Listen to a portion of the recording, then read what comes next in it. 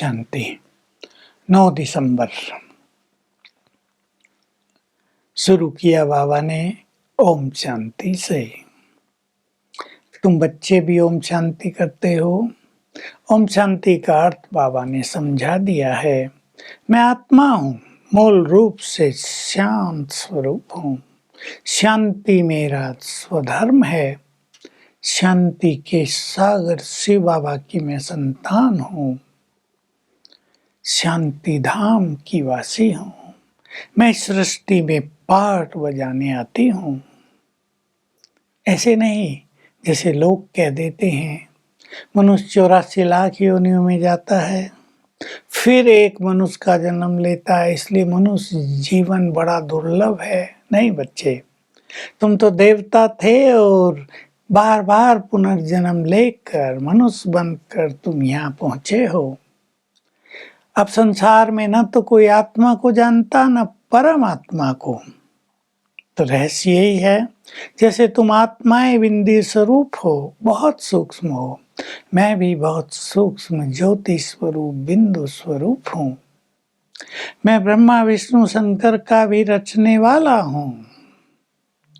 तुम गाते थे भक्ति में ब्रह्मा देवताय नमः, विष्णु देवताय नमः, शंकर देवताय नमः, फिर कहते थे शिव परमात्माय नमः। देखिए भक्ति करने वाले, ये सब गाने वाले, ये बिल्कुल नहीं समझ पाए कि ब्रह्मा विष्णु शंकर सूक्ष्म देवता शिव की रचना है, वो निराकार है। तो बाबा ने पहला परिचय दिया, इन तीनों को भी भगवान नहीं कह सकते, वो तो मैं केवल निराकार हूँ। मनुष्य तो किसी को भगवान कह देते हैं, सभी भगवान हैं। साईं बाबा भगवान, रजनीश और कितने के साथ भगवान सब जोड़ दिया है। कोई कहते हैं ब्रह्म ही भगवान है, कोई कहते हैं अखंड ज्योति है वो, कोई निराकार है, कोई नाम रूप से न्यारा कह देते हैं उसे। बाप को ही कोई नहीं जानते। तुम्हें सबको परिचय देना है कि तुम्हारे 2 बाप हैं, एक शरीर का, दूसरा आत्माओं का। आत्माओं का पिता परम पिता है। इस सृष्टि चक्र में सबसे सुंदर समय है पुरुषोत्तम संगम युग। मैं कल्प कल्प आकर पुरुषोत्तम संगम युग पर भारत को स्वर्ग बनाता हूँ, तुम्हें पतित से पावन बनाता हूँ। पुरुषोत्तम मास बनाते हैं लोग, या और भी संगम युग आते हैं। हर युग में जब परिवर्तन होता है, 2 युगों के बीच में भी संगम होता है, लेकिन उसमें कोई उत्तम पुरुष नहीं बनते। इस समय मैं आकर तुम्हें सर्वोत्तम पुरुष बनाता हूँ, तुम्हारा कल्याण कर देता हूँ।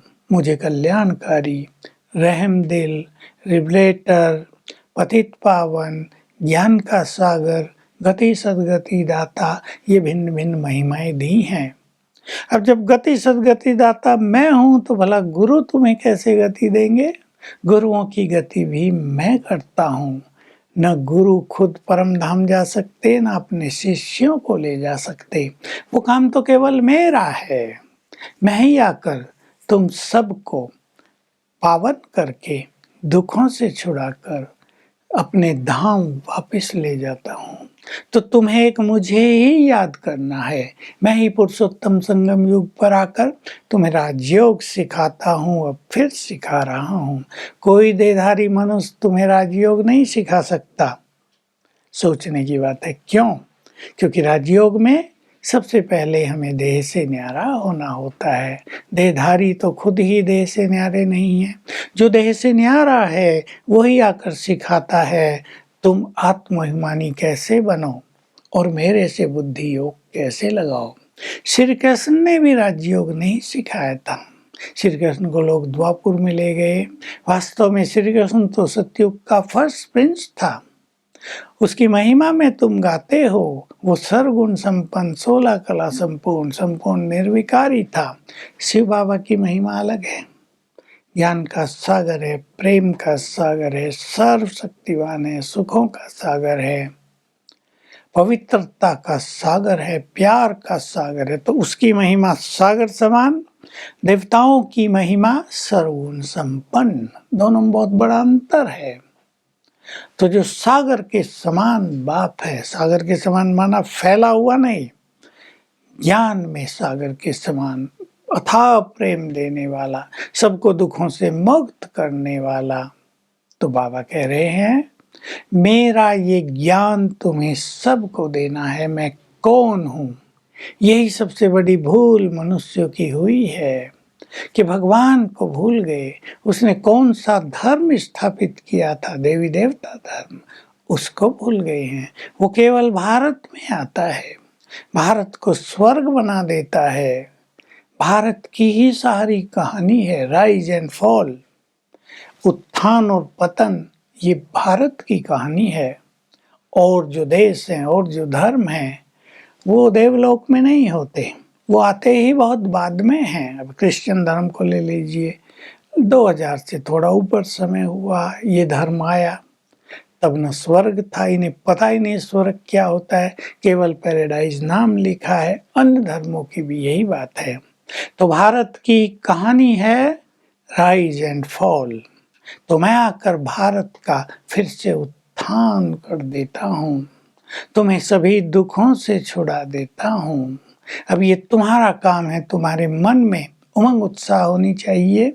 सबको शिव बाबा का ज्ञान, उसका परिचय कैसे दें, इसका मनन चिंतन तुम्हें बहुत ज्यादा करना चाहिए। और जो ये मुख्य बात है, 3 सेनाएं जुगाई हैं महाभारत में, पांडव, कौरव और यादव। यादव भी बहुत पावरफुल दिखाए हैं। तो फिर से वो तीनों सेनाएं हैं और महाभारत लड़ाई सामने खड़ी है। अब ये खेल पूरा हो रहा है, तो तुम्हें ये सिद्ध करके बताना है कि गीता का ज्ञान किसने दिया, राजयोग किसने सिखाया। श्री कृष्ण ने नहीं, निराकार परमात्मा ने। वरदान है सदा बिजी रहने की विधि द्वारा व्यर्थ संकल्पों की कंप्लेन को समाप्त कर कर्मातीत भाव। कर्मातीत अवस्था को पाने में व्यर्थ संकल्प सबसे बड़ी बाधा है। सब शिकायत करते हैं, व्यर्थ संकल्प बहुत चलते हैं। इससे मुक्त रहने की विधि है कि अपने मन को काम दे दो, मन को अच्छे संकल्प दे दो, अच्छे अभ्यास दे दो। कभी बाबा से रूरिहान करो, कभी मनन चिंतन करो, कभी अशरीरीपन का अभ्यास करो, कभी उसके प्यार में मग्न होने की गहन अनुभूति करो, कभी स्वमान का अभ्यास, कभी 5 स्वरूपों का अभ्यास, तो व्यर्थ समाप्त हो जाएगा और कर्मातीत अवस्था आ जाएगी। स्लोगन है सदा प्रसन्न चित्त वही रहते हैं जो ये समझते हैं कि सफलता तो गॉडली बर्थ राइट है। तो आज हम आत्मा के शांत स्वरूप का बहुत अच्छा अनुभव करेंगे।